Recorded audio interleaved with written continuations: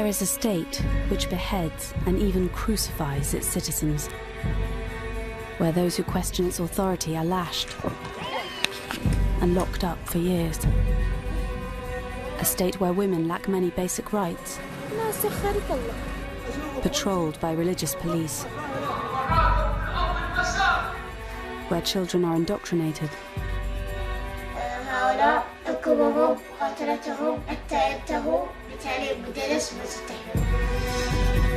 but this is not the Islamic State.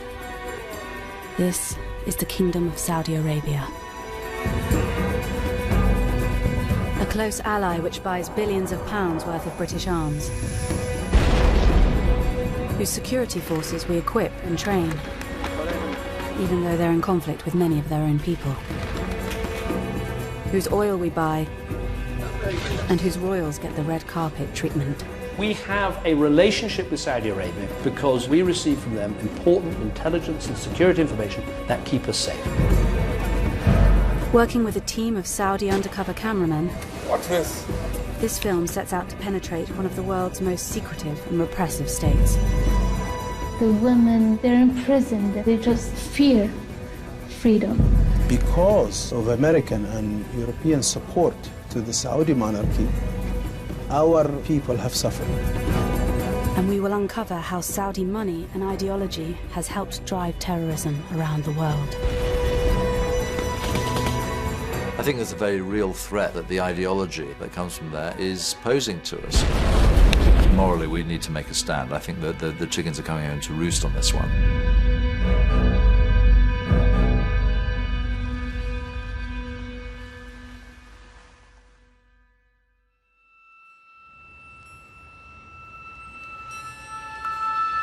In January 2015, the Union Jack was flown at half-mast in Westminster. A very special mark of respect for a close ally. The Saudi ruler, King Abdullah, had died. Many world leaders came to the capital city, Riyadh, to pay tribute.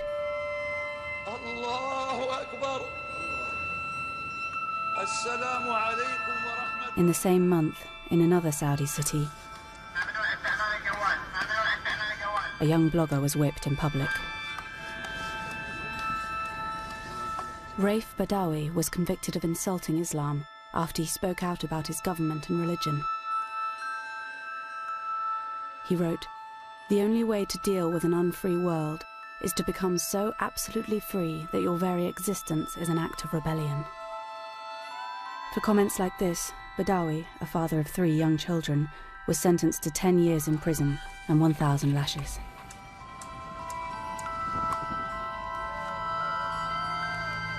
We don't approve of what Saudi Arabia does. We don't like what they do, but they are a necessary evil in combating other regimes. And of course, ultimately, they have a lot of oil. No country is the perfect ally, perfect partner, without any reservations whatsoever. So, you know, welcome to the real world. Welcome to the Premier League.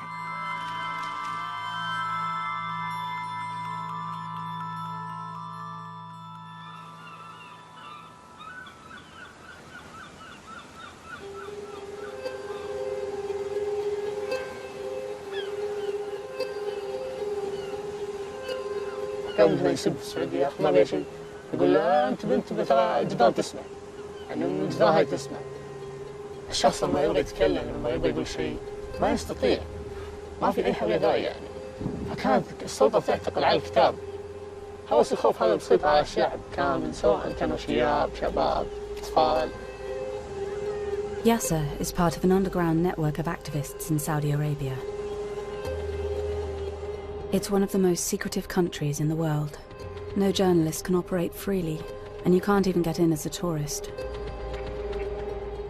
So Yasser's come to Istanbul at great risk to collect an undercover camera. Over the next 6 months, he will be filming secretly inside Saudi Arabia. If caught, he'll be imprisoned.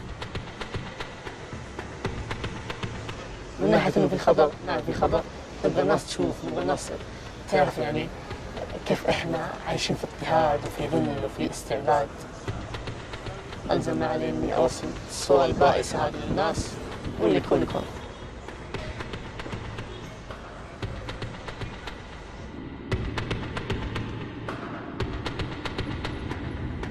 2 days later, Yasser is flying back into Riyadh to begin filming undercover.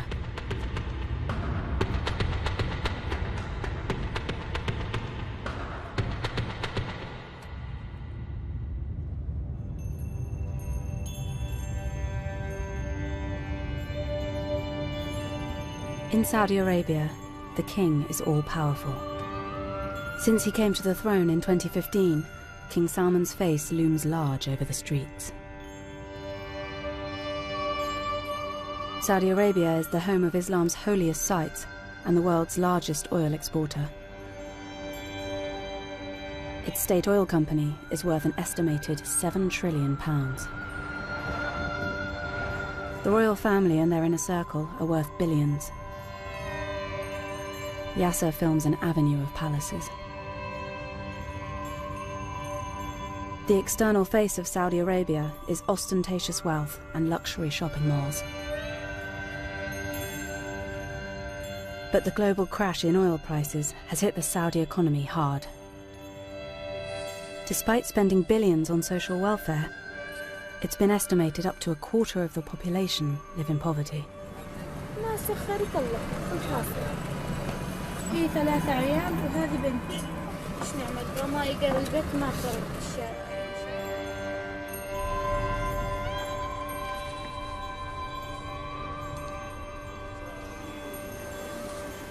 راح اخليكم تشوفون وين هالناس عايشين. This is how millions of Saudis live, a reality rarely seen by the world because you can't film openly here. الناس هنا عايشة في العذاب والمقيم. الواحد ثلاثة أشياء خمسين. الأطفال يبيعون. لا إله إلا الله. الناس بالنسبة شنو كيف؟ شنو مجاري شوفوا. السوق. تكتب المال تشحن. Yasser's in Saudi's second city, Jeddah. He shows us how women often end up begging on the streets.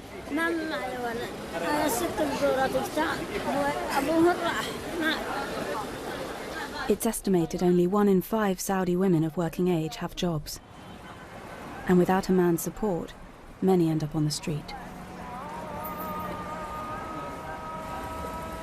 Yasser and his friend head down to the beach to play their lute. But before they even get there, they run into the religious police on patrol.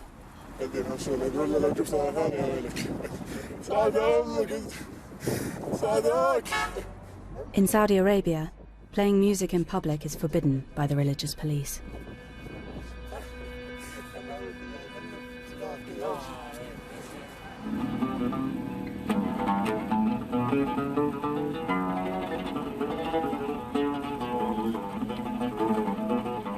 After Yasser and his friends have been there for less than 5 minutes, the police return. This was the last shot recorded before Yasser's lute and hidden camera were smashed.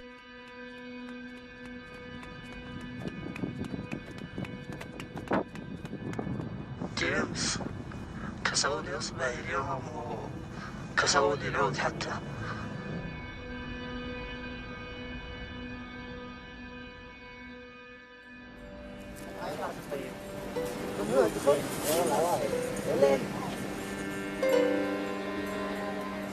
For Yasser and his friends, the religious police are a constant menace. Their official title is the Committee for the Promotion of Virtue and the Prevention of Vice. They patrol the streets and shopping malls, enforcing strict Islamic laws. Activists like Yasser have been filming and sharing clips to expose what they say is their constant harassment.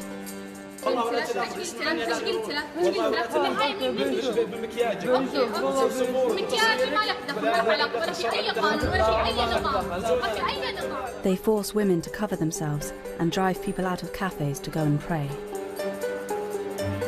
Their strict form of Sunni Islam is known as Wahhabism. It is the religion on which Saudi Arabia was founded.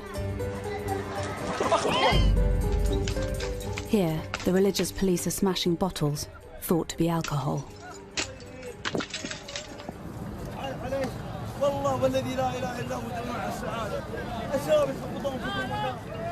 The majority of Saudis are thought to support the state Wahhabi ideology. Filming secretly in a mosque, Yasser records this preacher spreading hatred of other religions.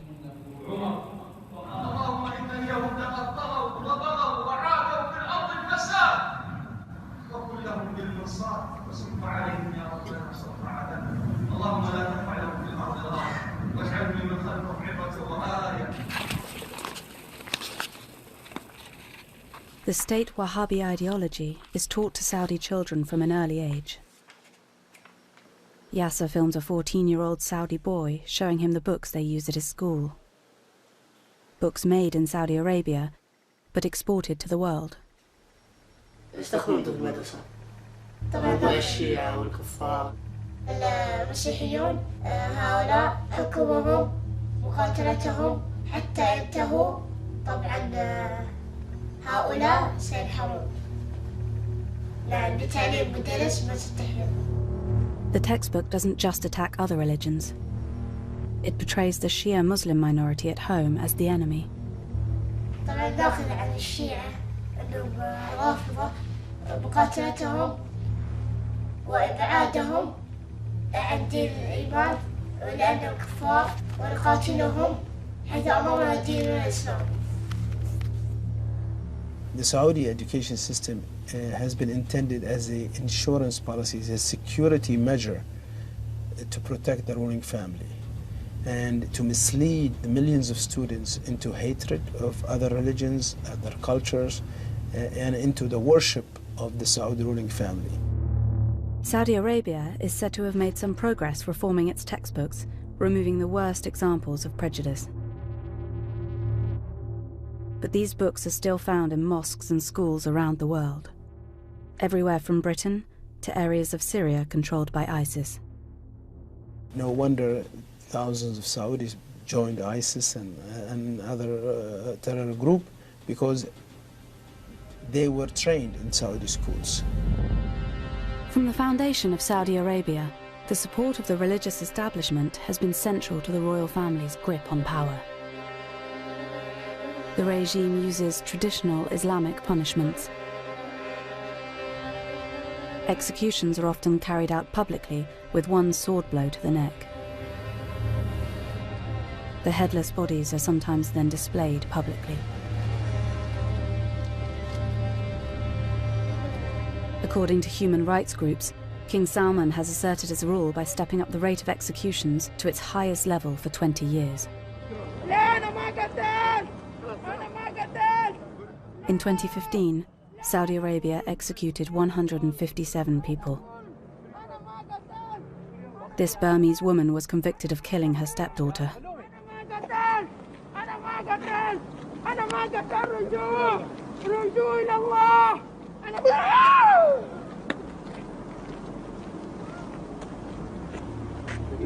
This was filmed by a policeman.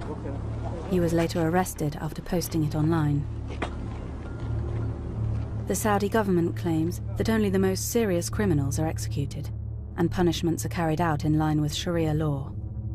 They say trials are fair, though human rights groups disagree.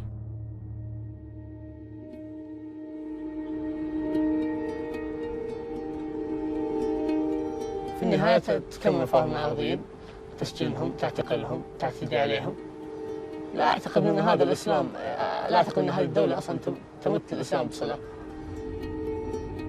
لكن مش الناس كلها عندها غضب، لكن المشكلة ما حد يقدر يتكلم. كل الناس تخاف الاعتقال. هم كلهم يبغون يخلون كل شيء بخفي، لأنه لو سمحوا بالحرية وبالكلام يعني بتكون بداية سقوط نظامهم يعني.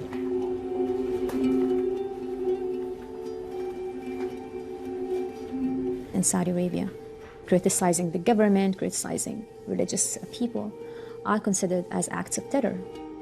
And people are reporting on each other, targeting their fellow citizens.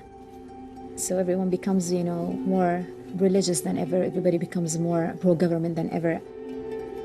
So we're going into a fascist society. The Saudi government says the anti-terror law strikes a balance between prevention of crimes and protection of human rights, according to Islamic law. One activist's story, more than any other, encapsulates Saudi suppression of free speech. موقع الليبراليين السعوديون هو أثار حفيظة المتشددين بصفة عامة في السعودية لأنه كان يفضح ممارسات.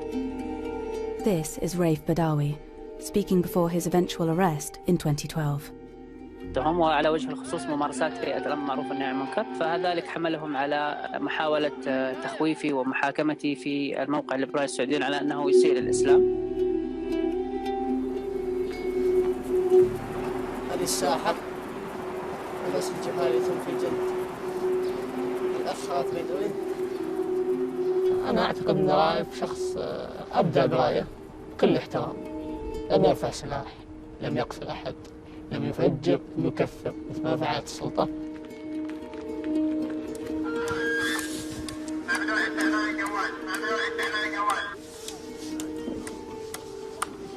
For most of his sentence, Raif has been held in one of Saudi Arabia's most notorious prisons, Bremen.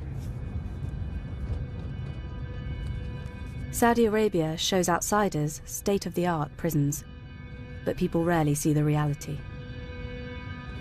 Since Raif was imprisoned, Yasser's network has managed to smuggle camera phones into Bremen.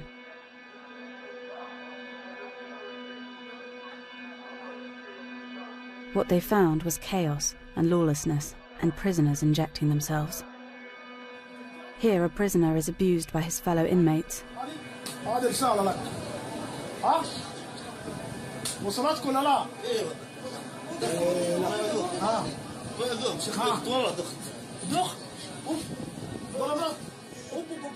The British government had approved a £6 million contract to train Saudis on how to run its prisons. Amid the international outcry about cases like Raif Badawi's, it decided to cancel the deal, saying it was focusing its resources on domestic priorities.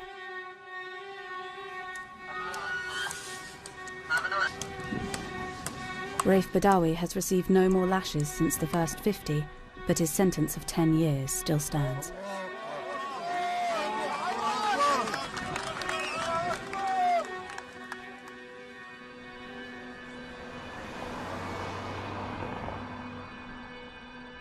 Thousands of miles away, his wife Ensaf and 3 children have received asylum after escaping Saudi Arabia. They haven't seen their father for 4 years. أنت بتعرف وين بابا؟ وين؟ بالسجن. بالسجن ليش؟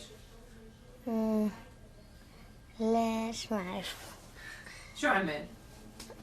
بس هو ما عمل شيء، بس لأنه كتب وبعدين هذا وبعدين راح على السجن. بقول يا ريت إنه أرجع وأقول له إنه ما يكتب هذا. When does he think he will see his dad again? بس أنا نفسي إنه يجي اليوم. وفكرك إمتى رح تشوفه؟ ما أعرف. 10-year-old Dudi and his sisters only get very rare phone calls with their father from prison. Their mother Ensaf works tirelessly to keep up the family's morale and to raise pressure for his release. يلا ابغى اسمع مريم ايش حتعمل لما بابا يجي؟ هركض حبيبي بابا.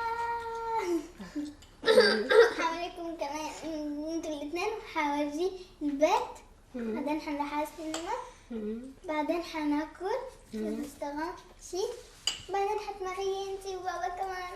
اوه بس دحين ماما قاعد يقول يعني والله صح اني انا برا السجن، بس كأني في سجن كمان، يعني انه لما يكون اغلى شيء في حياتك مش موجود، اولادك صار لهم 4 سنين ما هم شايفين ابوهم، اكيد ده شيء صعب، بس انه ماشيين مكملين.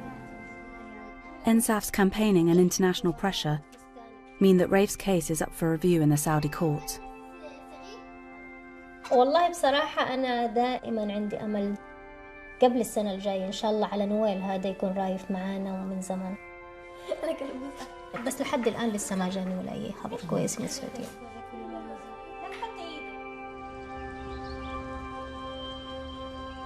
In part 2, we go into Saudi Arabia undercover ourselves and come face to face with the Saudi state. What's this?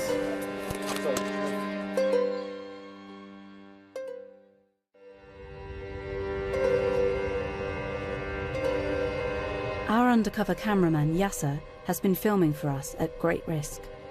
He and his network are trying to reveal the other side of our close ally.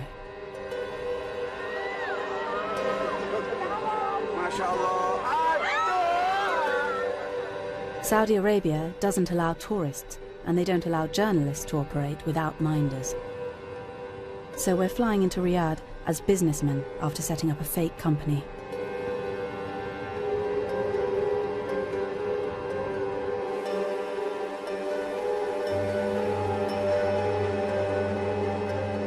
We're taking secret cameras to record our trip.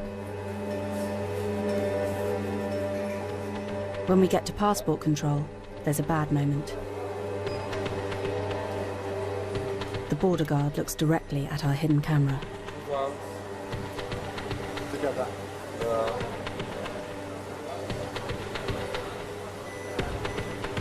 Off glass.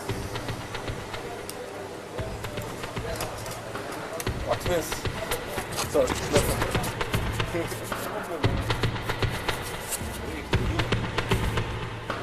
Now we're in Saudi Arabia.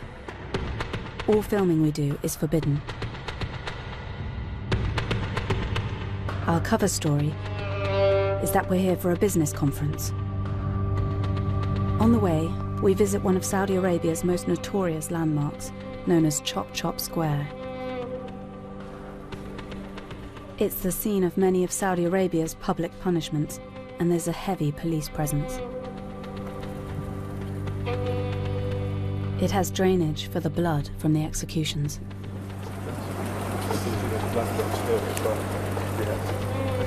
Two Westerners in the middle of Chop Chop Square inevitably raise suspicion.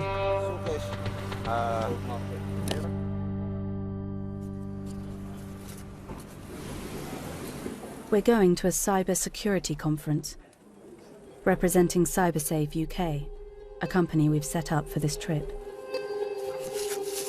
We've been placed right next to the Ministry of Interior, the very people who arrest activists like Raif Badawi. And we're approached by two senior police officers. Good morning, sir. Hello, Sam. Nice to meet you. Aziz, how are you? Hello. How are you? Good to meet you. Good to meet you. Very nice to meet you. So CyberSafe UK. Yes. Okay. We're a cyber insurance company. Is it a threat also for Saudi businesses? Yes. And what's your cyber insurance? This man is head of cyber security for the Saudi police. He's keen to talk about his connections to Britain and America. It's a very good experience, honestly, with the Phoenix Police Academy. Yeah, amazing. So a lot of senior Saudi police will go to America for training. Yes, yes. And also I had 3 training courses in UK. Tough? Yeah. British police officers? Oh my God. The British government has been reluctant to make public details about its contract to train the Saudi police. But now we are hearing about it from 2 officers who've been through the training. And was that the British government or was it private? And we take College of Policing. College of Policing. Brighton. Coventry? Coventry. Wow. And they know what we need. Yeah. Did they send a lot of people to England? Yeah. Well, we have contract with the Ministry of Frontier and the government. I think the embassy here has contract because they are tourists and they do long-term training. Yeah, there's a close relationship. Yeah, close. The British government has since confirmed to us they have provided more than 300 Saudi officers with training since December 2012.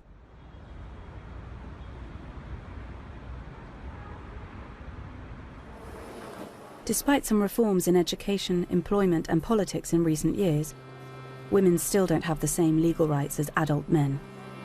Women can't drive and struggle to perform many simple tasks, such as going to the doctors without a male guardian.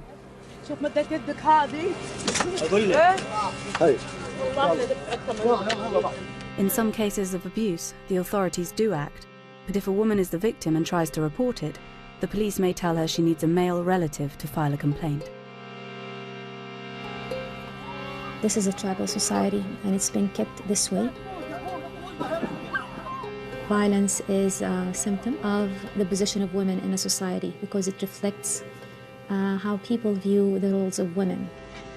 The philosophy of the government is to keep the control of the man, or the power of the father, basically. So violence is used as a disciplinary way or a controlling way. But some women in Saudi Arabia are starting to fight back. One woman has become the figurehead for the new women's rights movement. It's to meet her that we've come to Saudi. Lujain Hathlul is Saudi Arabia's most prominent women's activist, a constant thorn in the side of the regime. She uploaded videos of herself driving as part of a campaign to change the ban against it. أهلين معكم لجين الهذلول. أنا الآن في طريق الغويفات بحاول أقطع الحدود السعودية من هناك ونشوف وش يصير. Moments after this was filmed, Lujain was arrested trying to enter Saudi Arabia. She was imprisoned for 73 days without trial. Eventually, she was released, but she is banned from travelling, and she says she still has terrorism charges against her. Despite the risk, she is still happy to meet us. She may be under surveillance, so we have to meet her in a secret location. I've been threatened since the beginning. My car was broken. I almost got beaten up just because of the campaign. People wrote me letters on Facebook and sent me all sorts of weapon pictures, saying that if I continue, I would be murdered or my family harmed. Lujain's campaign sparked a debate inside Saudi Arabia. To some women, she became a hero. To the more conservative elements, a hate figure. I try to represent their rights. Some of them don't believe that it's their own rights. They refuse it, they reject it. But I believe that they're imprisoned in their own old raising, their old mindset, or they just fear freedom. Although banned from activism, Lujain hasn't stopped campaigning. She's registering as a candidate in the 2015 municipal elections, the first in which Saudi women can participate. سجلت خلاص؟ سجلت. It's scary. I'm not saying it's not scary, but I'm continuing. I am not stopping. I'm stepping, shaking while stepping, yes, but I'm not giving up.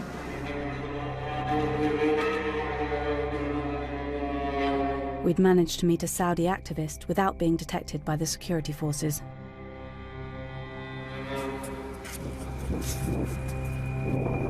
But when we get back to the hotel, there's a shock. The fake company website we've set up has been hacked. That's pretty dark. I think we get out.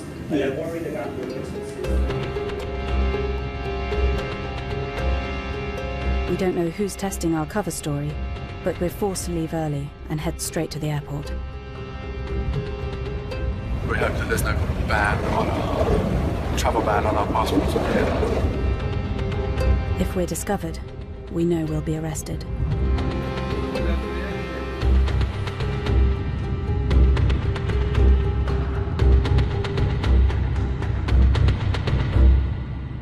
We'd got out, but Yasser is still filming inside. One of his network is driving to a region that's witnessed serious unrest and the first signs of potential cracks in Saudi rule. The east of Saudi Arabia is where most of the Shia Muslim minority live. He's come to meet the family of a boy who has been condemned to death, aged just 17. Ali Nimr's punishment marked the beginning of what activists say is a dangerous new phase for the Saudi regime.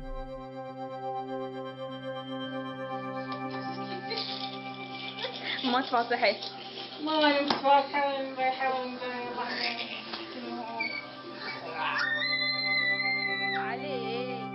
علي النمر شاب عربي مثل أي شاب آخر من شباب العرب، يحلم بالحرية، يحلم بالعزة، بالكرامة.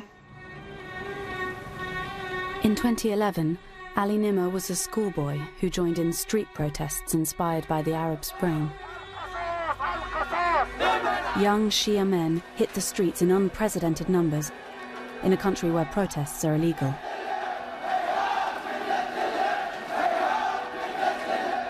As the days passed, the confrontations with the security forces became more intense. The Saudi police reacted to the protesters with bullets.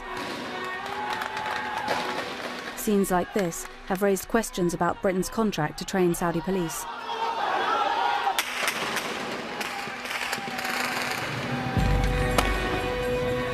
Protests sprung up in other parts of the country, and activists like our cameraman Yasser sensed weakness in the regime for the first time.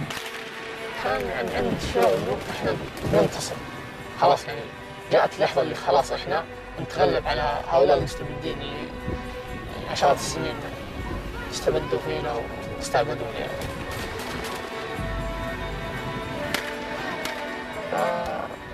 كانت خيبة أمل كبيرة يعني بعد الوقوف هذا، كان شعور جدا مخيب مخزي. Eventually, after tens of protesters were killed and many more arrested, the regime succeeded in putting down the uprising. اطلق تعال، دانا هنا أنا دانا هنا، هذا بيتي شوف. Ali recorded his anger at the police's reaction in this confrontation outside a police station. أنا ما عندي لك كاميرتي، أنت قاعد تطلع في بيتي عشان كذا أنا قاعد. Soon after this was recorded, Ali was arrested. He was charged with numerous offences, including throwing a Molotov cocktail and organising protests by text message. His family say he was tortured into confessing. اتصل علي من الرياض، سمحوا له بالاتصال وقال أن هناك أوراق في المحكمة وفيها حد الحرابة. علي طفل صغير سألني بابا إيش حد الحرابة؟ علي سألني إيش حد الحرابة بابا؟ The punishment for treason is beheading, followed by being publicly crucified.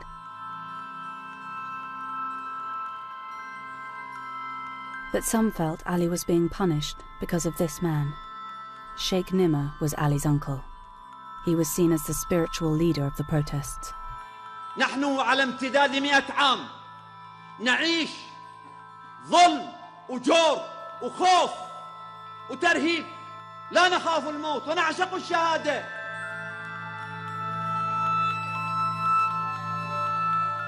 طبعا صعب يعني ليلي ونهاري الذكرى ما يغيب عن بالي، على طول ذكر علي موجود في بالي، على طول لساني يلهج بالدعاء إليه، بالفرج إليه. أشياء كثيرة في البيت تعني لي علي، كل البيت أصلا يعني لي علي. The British government says it has lobbied to spare Ali the death penalty. But in September 2015, Ali's death sentence was confirmed, with no more chance to appeal. In the same week, it was revealed Saudi Arabia was made the chair of a UN Human Rights Council panel of experts.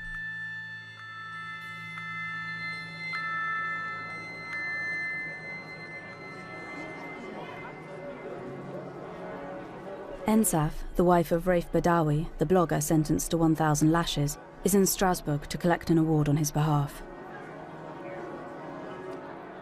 It's good for her campaign, but the review of Raif's case in the Saudi courts has not gone well. رايف اتنقل إلى سجن تاني. السجن التاني هذا اللي نقل فيه ما يكون فيه إلا شخص منتهي. كان خبر جدا سيء. أنا قلقانة كتير على صحة رايف. In response to his appeal being denied, she says Raif has begun a hunger strike. خبرتهم إنه نقل سجن جديد بس ما خبرتهم إنه منقطع عن الطعام. حرام يعني أولادي تعبوا من كتر ما هم يتلقوا أخبار، يعني حرام سنهم فقدوه بسبب إنهم يتلقوا أخبار أكبر من سنهم. مجرد ما إني أشوف أولادي كمان يعطوني القوة، يعطوني كمان الأمل. المعاكس للموضوع رايف إنه بعيد عن أولاده، الحكم اللي صدر ضده كان حكم كتير قاسي.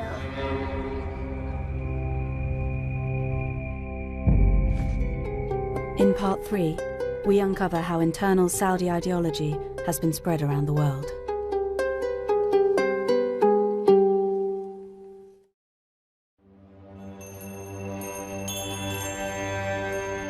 For more than 70 years, Saudi Arabia has been Britain and the West's key ally in the Arab world. The government says they've kept us safe by sharing intelligence and helping us fight terrorism and foil attacks. Very, very nice to see you. Since David Cameron's government came to power, we've sold Saudi Arabia more than £5 billion of weapons.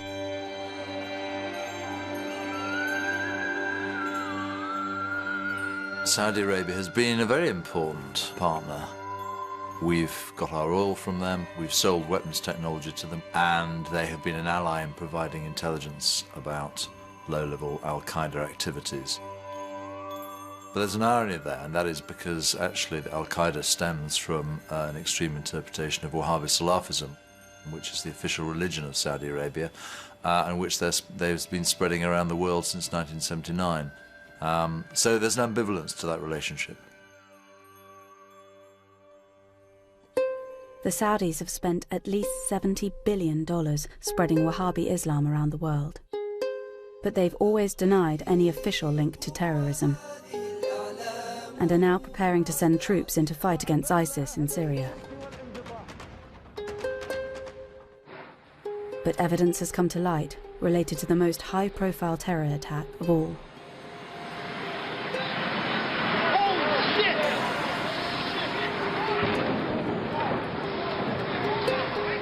Oh, 15 of the 19 hijackers on 9/11 were Saudi citizens. Osama bin Laden himself came from a prominent Saudi family. It prompted the United States to investigate Saudi links to terrorist organizations. There were individuals within the Kingdom of Saudi Arabia, some of them prominent citizens, some of them people with ties to the royal family, who were funneling funds to all kinds of activities. We saw tremendous amounts of money were going to promote a Wahhabi variation of Sunni Islam. And that led to, I think, mostly unintended consequences, but they should have been recognizable consequences. According to US government documents we've obtained, a pattern emerged of Islamic charities supporting terrorism. The CIA reported that governments in the Islamic world had supported the charities' religious activities, but were unable to monitor them or how their money was used. The name of one charity came up repeatedly: the Saudi High Commission for Bosnia and Herzegovina. It was set up in Sarajevo by Saudi Arabia and provided more than £300 million in aid for Bosnian Muslims.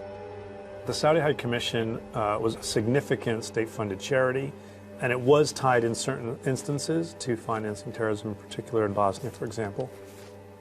There were people within this institution who were funneling funds to terrorist groups at the time. But more than allegations of passing on money, we found evidence the Saudi High Commission was providing employment and cover for terrorists. Inside this New York courthouse are boxes of evidence for a case brought by the families of 9/11 victims against the Saudi government and the Saudi High Commission. The families are currently appealing their case after it was dismissed last year on the grounds of sovereign immunity. Among the material is this tape, recorded testimony from a convicted Al-Qaeda terrorist. أنا علي أحمد. It's never before been broadcast. شخصياً بأسامة بن لادن. This is Ali Hamad, a jihadi who fought with the Mujahideen in Afghanistan and Bosnia. He alleges he and others were employed by the Saudi High Commission, and that local officials at the charity knew that he was linked to Al-Qaeda. He says Bosnia was seen as a crucial foothold in Europe for Al-Qaeda to plan future attacks. تنشر جنودها وضربتها في جميع الدول الأوروبية. البوسنة للقاعدة ليست مهمة. Hamad was later involved in setting off a car bomb in Bosnia in 1997 after the war had ended. It was apparently designed to kill non-Muslims and reignite the fighting there. Documents obtained by lawyers for the 9/11 families also reveal Washington knew about the charity's direct links to terror. But it was only after 9/11 that action was taken. NATO's heightened state of security. 2 weeks after the 9/11 attacks, NATO special forces raided the charity's offices in Sarajevo. Are you saying that you have evidence of Al-Qaeda's activities here in Bosnia? Yes. We've spoken to another senior officer involved in the raid, who described the material they uncovered as very disturbing. A hard drive of maps of military buildings in Washington, information on how to fake State Department badges, and before and after pictures of the World Trade Center.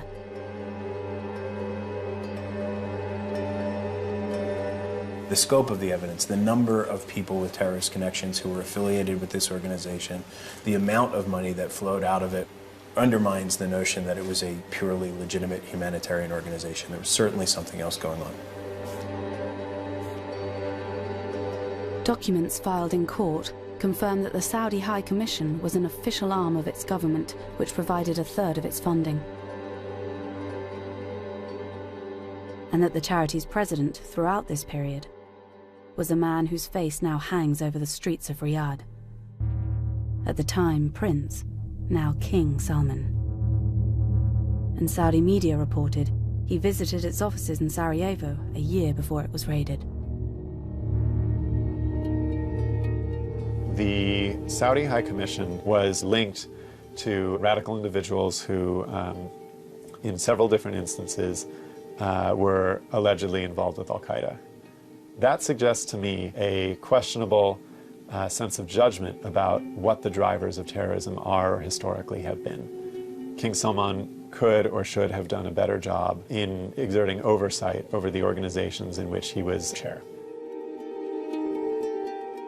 The Saudi government in the past has said that none of its agencies knowingly provided funds to Al-Qaeda or other terrorist groups.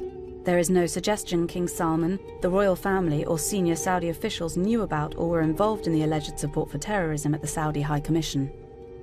The 9/11 Commission said that although Saudi Arabia had long been considered the primary source of Al-Qaeda funding, it had found no evidence that the Saudi government or senior officials individually funded Al-Qaeda, but that this did not exclude the likelihood that charities with significant Saudi government sponsorship diverted funds to Al-Qaeda. Since 9/11, Saudi Arabia has wanted to show the world that they are tackling terrorism. They themselves have been the target of attacks, and they have passed laws to clamp down on private donations from inside the kingdom. They have carried out airstrikes against ISIS, and are now preparing for a ground war against them in Syria. They also deny Saudi Arabia supports ISIS ideologically. But many feel that it's the underlying Wahhabi ideology that's the wider problem. The ideology of ISIS is not much different from the ideology that Wahhabi Salafi Islam in Saudi Arabia adheres to. Unless the Saudis deal with this issue, we are going to constantly fight yesterday's war, and even if we defeat ISIS, there'll be another terrorist organization, perhaps with a different name, as long as they have this ideology that emanates from Saudi Arabia.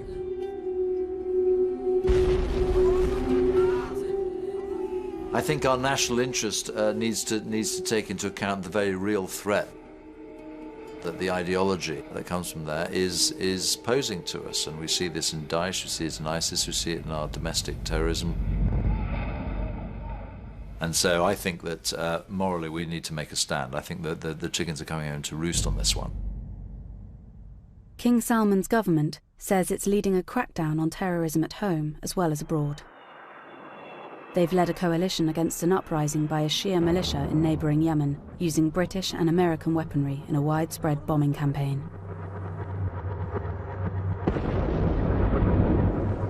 And on the 2nd of January 2016, they announced the execution of 47 men for terrorist offences in Saudi Arabia. Saudi Arabia says it has executed 47 people. It was the largest mass execution since 1980. Shia cleric Nimr al-Nimr. Whilst many were convicted al-Qaeda terrorists, several others were political activists. Ali Nimr was spared for now, but his uncle, the Shia cleric Sheikh Nimr, was executed. This new footage, smuggled out by Yasser's network in the last few weeks, shows how his execution has sparked the first major protests in the East since the Arab Spring.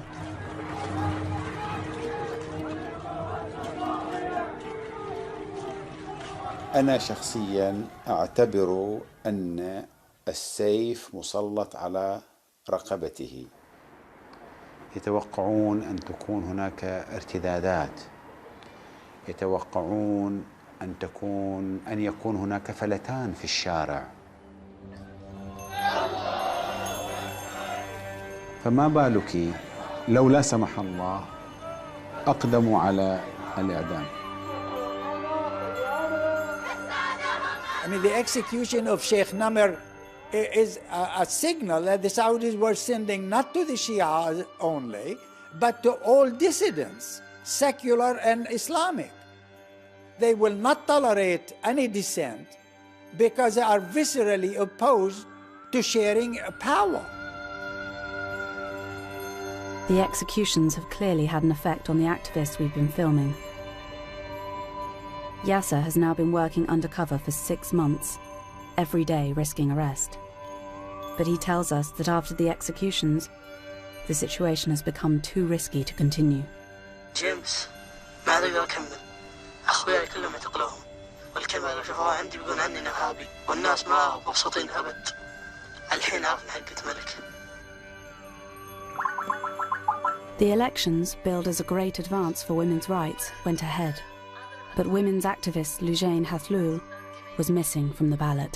Definitely, yeah. I'm a troublemaker for them. That's why they don't really want me. Or actually, I think it's the case of me being a very vocal person about human rights or women's rights.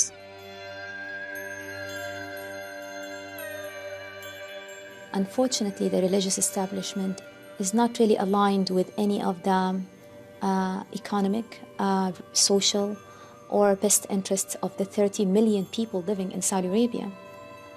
Their needs and best interests and voices should be heard. And it will continue to be an issue for the people and for the political system until it's resolved. It's not going to go away because people are being imprisoned or even executed.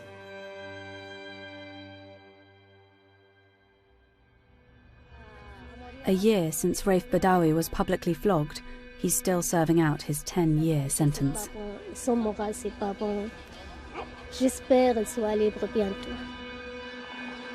His wife Ensaf hasn't heard from him since the executions happened.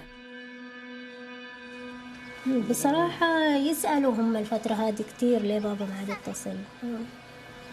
ما عندي جواب. لهم ما بعرف.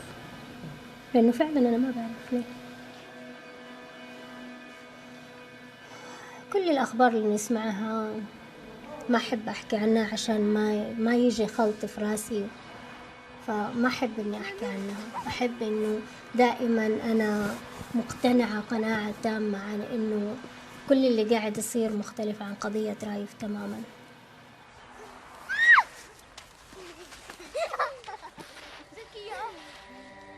In response to the film, the Foreign Office told us, only by working with Saudi Arabia can we bring about changes we would like to see. We regularly raise with them the importance of compliance with international law, including in the Yemen conflict. Senior Saudi leaders have condemned sectarianism and ISIS's ideology. Our police training undergoes strict assessment and is designed to improve human rights compliance of the Saudi justice system. Our arms sales are subject to one of the most robust export control regimes in the world. We are extremely concerned about Raif Badawi and have raised his case at very senior levels. The Saudi government has assured us that Ali Nimr will not be executed. The Saudi government told us, "The Kingdom of Saudi Arabia utterly rejects the partisan nature and sensationalist tone of this documentary, which sets out to portray the country in a negative and unbalanced light. The Kingdom's legal system is based on the due process of Islamic Sharia law. The Kingdom is at the forefront of international efforts to combat terrorism and will pursue anyone who supports and funds terrorist activity, and to suggest otherwise is a slur. In keeping with its biased agenda, ITV chose to undertake covert filming when they could have applied for and received a journalistic visa, like many of their counterparts."